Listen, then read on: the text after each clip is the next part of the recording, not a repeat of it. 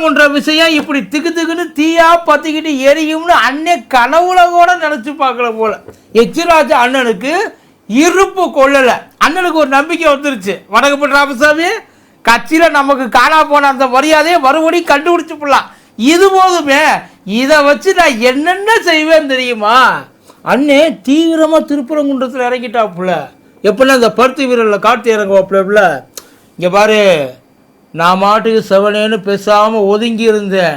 நீ தான் வந்து என்னையை கூப்பிட்டு நீங்கள் தான் செய்யணும் அப்படின்னு கையில் இந்த விஷயத்தை கொடுத்துட்ட.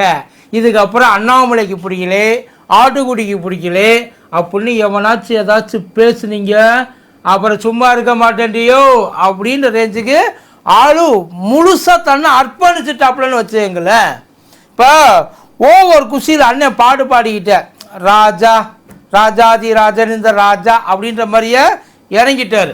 ராஜா வாய வச்சா அது ராங்கா போனதில்லை. நான் சொல்கிறது ஏதாச்சும் ஒரு விஷயத்தை பற்றி அண்ணன் பேசுகிறத பற்றி நீங்கள் எதுவும் தப்பாக நினச்சிக்கக்கூடாது. அப்படியே இறங்கி அண்ணன் ஒரு போஸ்ட்டை போட்டாப்புல. என்னன்ட்டு பூசத்தை பேஸ் பண்ணி ஒரு போஸ்ட்டு, அதுவும் திருப்பரங்குன்றத்தில் தான். ஏற்கனவே ஐயா மோடி ஒரு அழைப்பு கொடுத்தார் இல்லையா, தட்டை தூக்கிட்டு வாங்க, ஆளாளுக்கு கையில் விளக்க வச்சு ஏற்றி நில்லுங்க. அதே மாதிரியே அவர் பாணியில் அண்ணன் ஒன்றை கொண்டாந்து இறக்கி விட்டாப்புல. இறக்கி விட்டது தான் போதும். என்னென்ன ஆயுதத்தை எடுத்துகிட்டு வந்து அண்ணன் ஐயாவோட வாய்க்குள்ளே விட்டு ஆட்டினாங்கன்றிய கொஞ்சம் நஞ்சம்லாம் கிடையாது சார். அதை பார்க்குறப்ப நமக்கே பகீர்னு இருக்கு. ஐயா கந்த சஷ்டிக்காக கூப்பிட்டாரு, ஆனால் இவங்க கமாண்டில் சஷ்டி ஆடிட்டு இருக்காங்க. பார்த்துருவோமா?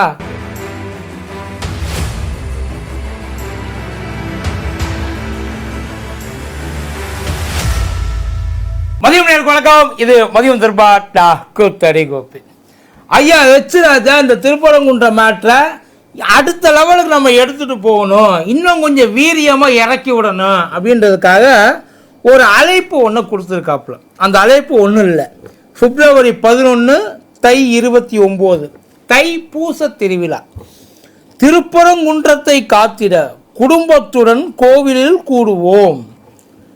பூசத்தன்னைக்கு எல்லாரும் கோயிலுக்கு போகாமல் பீச்சுக்கும் பார்க்குக்குமா போவாங்க? இல்லைப்பா எனக்கு தெரியல. இல்லை இது வரைக்கும் தைப்பூசம் தமிழ்நாட்டில் கோயிலில் கூட்டமே இருந்தது இல்லையா? எப்படி செக் பண்ணுறாங்க பாருங்க. கந்தர் சஷ்டி கவசம் பாடுவோம். ஆமாம், கந்த சஷ்டி கவசம் தானே. எப்போ கந்தர் சஷ்டி கவசம்? நீ கந்தர் சஷ்டி கவசம் பாடு, கந்தர் வேஷ்டி கவசம் பாடு, அதை பற்றியெல்லாம் இல்லை. அவங்க போட்டிருக்குது சார், கந்தர் சஷ்டி கவசம். அன்று மாலை இல்லந்தோறும் திருவிளக்கு ஏற்றுவோம். மற்ற நாள்லாம் வந்து இது வரைக்கும் தைப்பூசத்து அன்னைக்கு வீடெல்லாம் வந்து கருகும்னு இருட்டாக கிடக்கும். ஒரு வயல் வந்து விளக்கு ஏற்ற மாட்டேன், சாமி கும்பிட மாட்டேன், வெற்றிவேல் வீரவேல் சொல்ல மாட்டேன், கோயிலுக்கு போக மாட்டேன், ஊரை விட்டே ஓடிடுவாங்க, எல்லாம் பக்கத்து ஸ்டேட்டுக்கு போயிடுவோம் இல்லையா? இப்போ அண்ணன் எச்ராஜா சொன்னதுக்கப்புறம் தான் நம்ம இது எல்லாத்தையும் கொண்டாந்து விடுறோம். பக்தர்களே, ஆன்மீக அன்பர்களே, கந்தன் கவசம் நம்மையும் காக்கும். ஃபேன்சி ட்ரெஸ் காம்படிஷன் நடத்துகிறேன். கந்தன் கவசம் நம்மையும் காக்குமா இப்படி ஒரு போஸ்ட்டை போட்டாப்பு. அந்த போஸ்ட்டுக்கு கீழே அண்ணனுக்கு பிரிச்சாங்களான்னு கேட்காதியா, கொஞ்சம் நெஞ்சமான பிரிக்கலை. கைத்து கட்டில் கட்டி போட்டு நிற்க வச்சு பின்ன அந்த காலில் சுள்ள, அந்த சிகப்பு எறும்பு மயிலில் சுள்ளான ஏறி விட்டு விரட்டிக்கிட்டு அடிப்பாங்க தெரியுமா? அந்த மாதிரி தான் இருந்துச்சு. மறுபடியே முதல்ல சில படங்கள் கமெண்ட் உண்மையிலே அதெல்லாம் பார்க்குறதுக்கே ரொம்ப அழகாக இருந்துச்சு. இந்த படத்தை பாருங்களேன். அவன் கிடக்கிறான் லூசு பைய, நீ வாடா பங்காளி, இது தமிழ்நாடுடா, எவன் நினைச்சாலும் என்ன நினச்சாலும் ஒன்றும் பண்ண முடியாது நம்மளை. ஒரு ஆள் இறங்கி போட்டிருக்காப்புல, அதை பார்க்கறதுக்கு அவ்வளோ நல்லா இருக்கு. அடுத்த படம் வந்து கேட்குறாங்க, அதான் ஐயா எச்ராஜா மாதிரியே ஒரு உருவத்தை போடணும்னு சொல்லி குங்குமம்லாம் வச்சு போட்டிருக்கேன். திருப்பரங்குன்றத்தில் நீ சிரித்தா பாட்டு பாடிக்கிட்டே வர்றாப்புலையா முருகன், நான் எங்கே வேணாலும் சிரிப்பேன், நீ மூடிட்டு கிளம்புடா சொல்கிற மாதிரியே போட்டு முருகன் நக்கலா சிரிக்கிற மாதிரி போட்டிருக்காங்க பாரு. உண்மை அதுதானே. நான் இது வரைக்கும் நான் எங்கே சிரித்தேன், எங்கே அழுதேன், எங்கே வந்து தனியாக ஃபீல் பண்ணி சோகமாக உட்கார்ந்துருந்தேன் நீ பார்த்தியா? நான் என்னமோ பண்ணிட்டு போகிறேன், உன் வேலையை பார்த்துட்டு நீ சொல்லிட்டு கிளம்புறா அப்படின்ற மாதிரி போட்டிருக்காங்க. அல்டிமேட்டாக இன்னொன்று, உண்மையில் இந்த பிக்சர் எனக்கு ரொம்ப, இந்த கார்ட்டூன் எனக்கு ரொம்ப பிடிச்ச, அந்த வேலில் 2 பேரும் ஏறி போகிறாங்க பாருங்க. அதில் அல்டிமேட்டாக முருகன் வேலில் பச்சை கொடி கட்டி முன்னாடி முருகர் பின்னாடி சிக்கந்தருன்னு நினைக்கிறேன், எனக்கு தெரியல. எவன் எதிர்த்தாப்புல நம்மளை தூக்கி அந்த பாம்பை போட வந்தாங்களோ அந்த பாம்பை 2ஆக பிறந்து ஆளுக்கு ஒன்றா கையில் கொடுத்துட்டு போயிட்டாங்க. இதுதான் இவன். இன்னும் ஏகப்பட்ட கார்ட்டூன்ஸ்லாம் நிறைய இருக்கு. இதில் எப்படி இதை செட் பண்ணாங்கன்னு தெரியல. ஆக்சுவலி அவங்களோட அந்த கான்செப்ட் நல்லா இருந்துச்சு. இது அத்தனையுமே அண்ணனுக்கு கீழே, அண்ணன் கூப்பிட்டார் இல்லையா தைப்பூசத்துக்கு வாங்கன்ட்டு, அதுக்கு தான் சொல்லியிருக்காங்க. ராசா, என் சம்சாரம் வள்ளி வான்கோழி ஸ்பெஷலிஸ்ட், இதையெல்லாம் தெரிஞ்சுக்காம மதுரைக்குள்ளார வந்து மலை மேலே ஆட்டம் இருக்கக்கூடாது, கோழியை கொள்ளக்கூடாதுன்னு கோமாளி ஆட்டம் பேசிக்கிட்டு இருக்குது இந்த கோமிய ட்ரிங்க் பாய்ஸ் அப்படின்னு சொல்லி டீசெண்டாக எடுத்து சொல்லியிருக்காங்க. உண்மைதானே? அவங்க சொன்னதில் என்ன, வள்ளி யார்? குறவள்ளி தானே.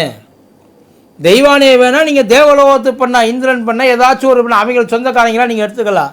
வள்ளி குறவள்ளி, முருகனே முதல்ல வந்து ஹண்டர் தான், அதுக்கு அடுத்து தான் மற்றதெல்லாம். இப்போ இந்த குறவள்ளி என்ன சமைச்சிருப்பான்னு நினைக்கிறீங்க?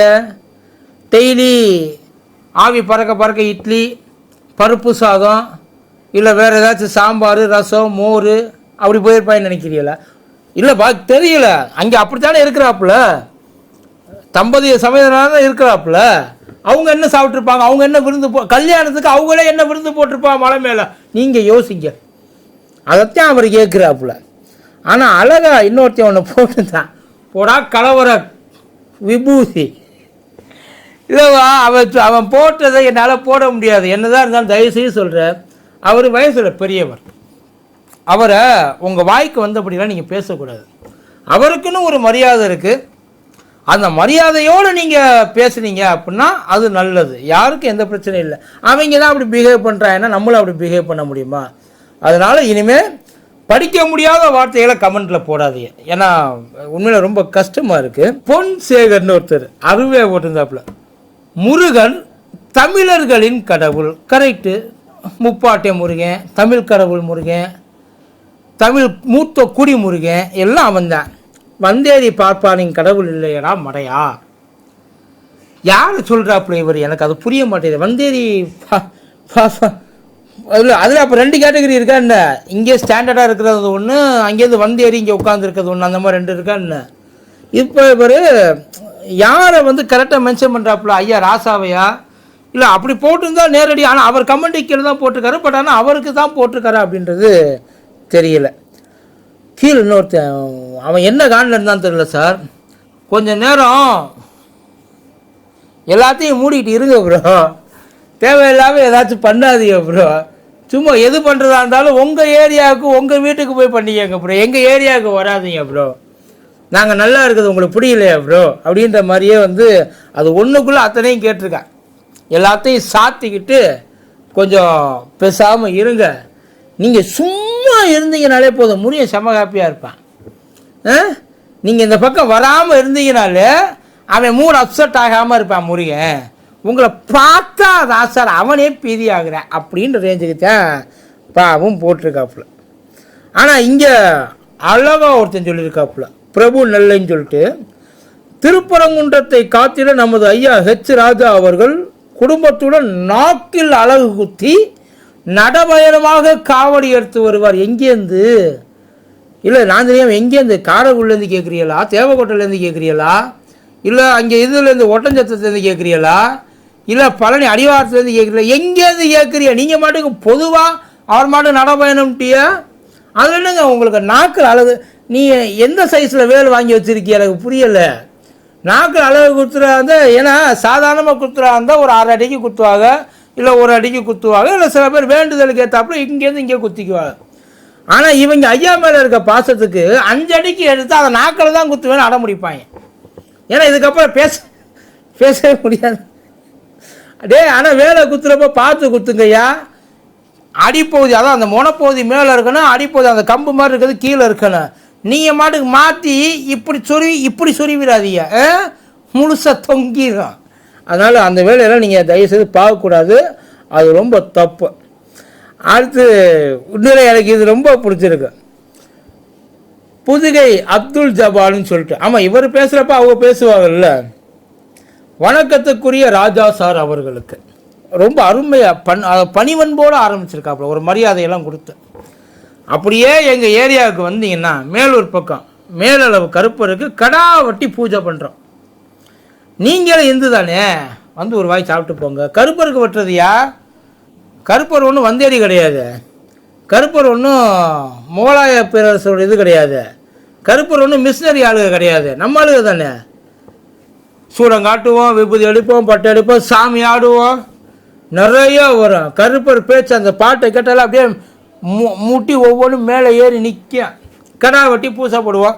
ஆனால் என்னப்பா வெறும் கடாயை மட்டும் போட்டி, வேறு எதுவும் ஸ்பெஷல்லாம் கிடையாதா கருப்பசாமிக்கு? இல்லைப்பா தெரியல, அதனால கேட்குறேன்.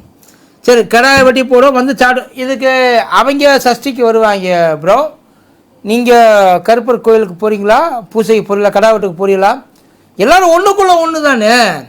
இதுலலாம் ஐயா கண்டிப்பாக வேறுபாடு. ஏன்னா இந்து அப்படின்ற அந்த பார்வையில் அத்தனை பேரும் எல்லாரும் ஜமா ஐயாவுக்கு. இது என்ன அது என்ன, இதுக்கு வர்றப்ப அதுக்கு வர மாட்டாங்களா? என்ன சொல்ல வரையும் ஐயாவே சொல்லியிருக்காரு, நாங்களும் செய்வோம் போடுவோம், சாப்பிட மாட்டோம் தான் சொல்லியிருக்காங்க. பட் இருந்தாலும் பிரசாதமாக நினச்சிக்கோங்க, என்ன தப்பு இப்போ அப்படின்னு அவர் கேட்குறார் சார். நான் கேட்கல.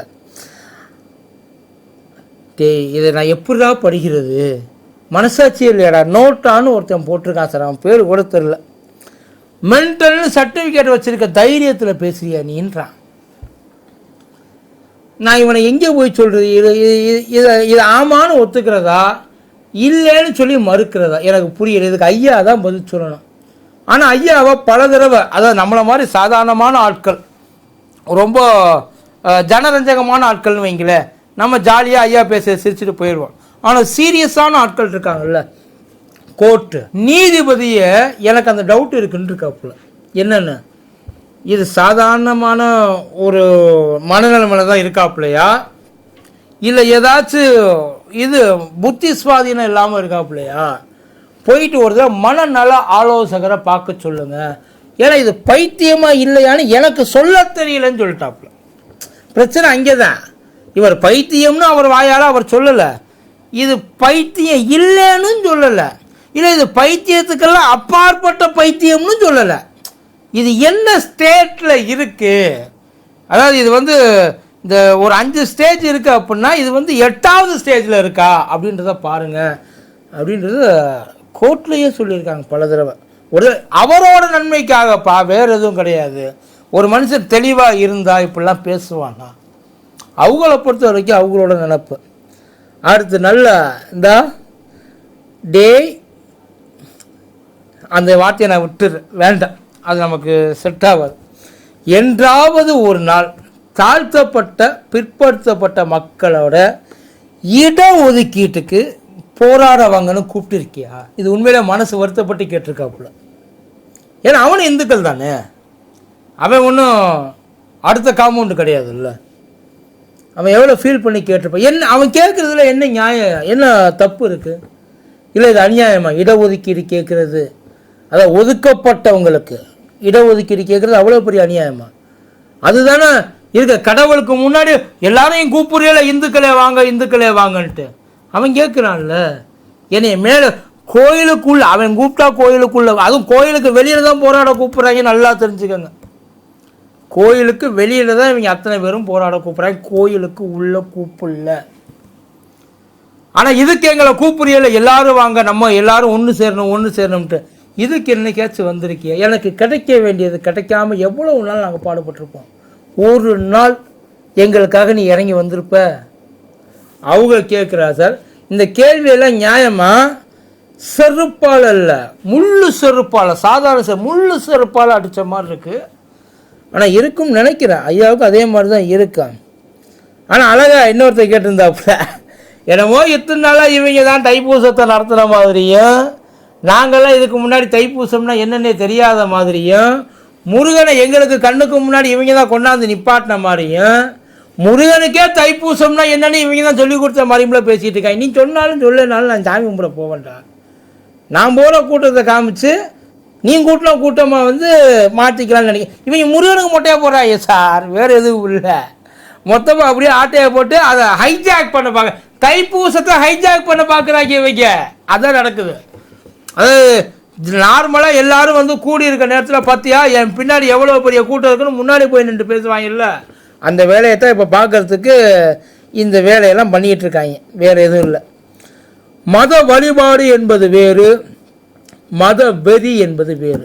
எங்களுக்கு வழிபாடு இருந்தால் போதும், வெறியை உன்னோடையே வச்சுக்க. அதான் என்ன, என் ஏரியாவுக்குள்ளே வராத உன்னைய மாதிரி ஆட்கள் எல்லாம் எங்களுக்குள்ள நாங்கள் அனுமதிக்கிறது இல்லை, ஓம் புத்தியை எனக்கு ஏற்றாத, இதைத்தான் சொல்ல வர்றாங்க. வெறி பிடிச்சி திரியிறாங்கன்றது தான் அவங்க சொல்கிறது இது வரைக்கும்.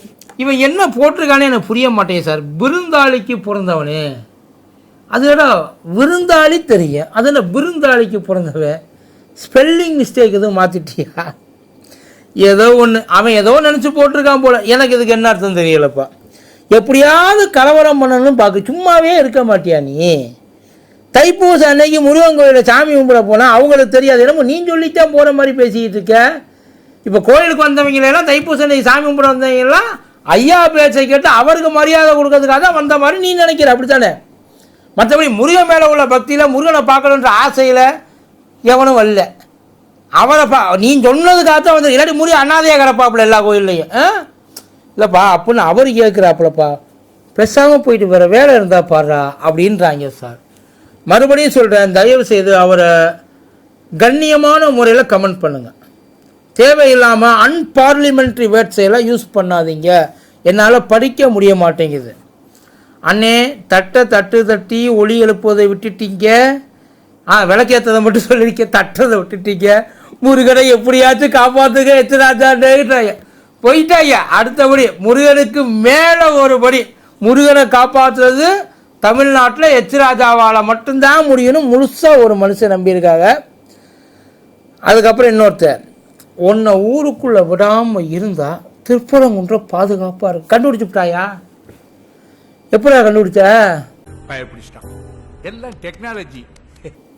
எப்படி கண்டுபிடிச்ச? அது தாண்டா எல்லாரும் ட்ரை பண்ணுறாங்க, முடிய மாட்டேங்குது. எப்படியாச்சும் இது முண்டி மோதி வந்து இந்த எலி இடுக்குக்குள்ளே ஓடி வந்து வெளியில் வந்துடும்ல சமயக்கட்டுக்குள்ளே, எப்படியாவது அந்த மாதிரி இது திருப்பரங்குன்றதுக்குள்ளே ஓடி வந்தது. எவ்வளோ பண்ணாலும் அது ஓடி வந்தது. வை ஆமாஜி, கந்தசஷ்டி கவசம் தமிழில் இருக்குது, சரி. அப்புறம் முருகன் தமிழ் கடவுள் கரவில் ஏஞ்சி இந்த ஐயருங்க சமஸ்கிருதத்தில் மந்திரம் ஓட, ஏன்னா அவர் உங்களை காப்பாற்றுறதுக்காகவும் முருகனை காப்பாற்றுறதுக்காகவும் அவர் எவ்வளவு பாடுபட்டுக்கிட்டு இருக்காரு. மறுபடியும் அவரை கொண்டு போய் அல்லே மிதிச்சா அப்புறம் அந்த மனுஷன் என்னடா, அப்புறம் அந்த போராடுற குணம் விட்டு போயிடுமா இல்லையா? அவர் போராடணும்னு நினைக்கிறீங்களா, வேண்டான்னு நினைக்கிறீங்களா? நீங்கள் சொல்லுங்கள். ஒரு என்ன ஒரு இது காப்பாற்றுறதுக்கு யாருமே இல்லையா அப்படின்றப்ப, இதோ ஏன் இல்லை நான் இருக்கிறேன்னு வடிவேலு மாதிரி கிராஸில் ஓடி வந்திருக்காப்புல. அந்த மனுஷனை போயிட்டு இப்படியாடா போயிட்டு கண்டமேனிக்கு பேசுவீங்க? அவர்கிட்ட இப்படி ஒரு கேள்வி கேட்டால் அது வேறு இது வேறு. இதை இப்பயுமே உங்கள் கோயிலுக்கு உள்ளே எல்லாம் அவர் கூப்பிடல ராஜா, வெளியில் நின்று போராட்டம் பண்ணுறது தான் கூப்பிட்றாப்புல. அந்த வேலையை மட்டும் நீங்கள் பாருங்கள். மற்றபடி இந்த மாதிரியெல்லாம் கேள்வி கேட்டிங்கன்னா முடிஞ்சு போச்சு. இந்த மாதிரி ஏகப்பட்ட பேர். இதில் ஃபைனலாக ஒரு மனுஷன் ஒரு விஷயம் சொல்லியிருக்கான் பாருங்கள்.